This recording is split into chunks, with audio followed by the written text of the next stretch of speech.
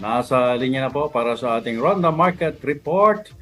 Update sa presyo ng mga bilihin sa mutya ng Pasig Mega Market at damdaming anawim kaugnay sa magiging epekto ng malaking pagtaas ng presyo ng petrolyo. Ito na po, Nolan Ariola.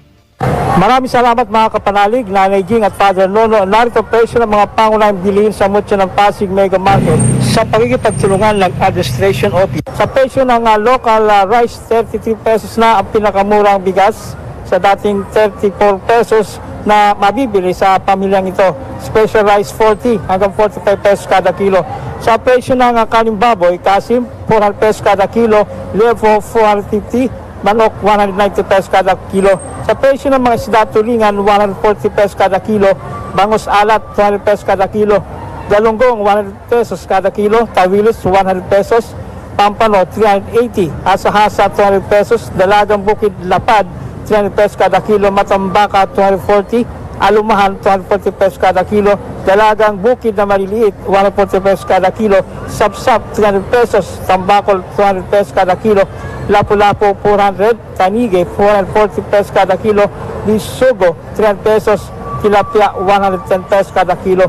Tumaas ng 10 hanggang 30 piso ang presyo ng ilan sa mga gulay, kamatis 40 hanggang 50 pesos kada kilo, sibuyas sa pula 140 hanggang 160, sibuyas sa puti 140 hanggang 160, bawang 160 hanggang 170 pesos kada kilo, kalamansi 80 hanggang 90, luya 150 hanggang 200 pesos kada kilo, patatas 80 hanggang 100, carrots 100 hanggang 120 pesos kada kilo, Baguio beans 100 hanggang 160, pechay Baguio 100 hanggang 110 pesos kada kilo, pechay Tagalog 70 hanggang 80, sayote 40 hanggang 50, kalabasa 50 hanggang 60 pesos kada kilo, sitaw 120 hanggang 170, ampalaya 100 hanggang 120, talong 100 hanggang 120 pesos kada kilo, siling pula 150 hanggang 160 pesos kada kilo, repolyo 100 hanggang 110, broccoli 250 hanggang 280 pesos ang kada kilo.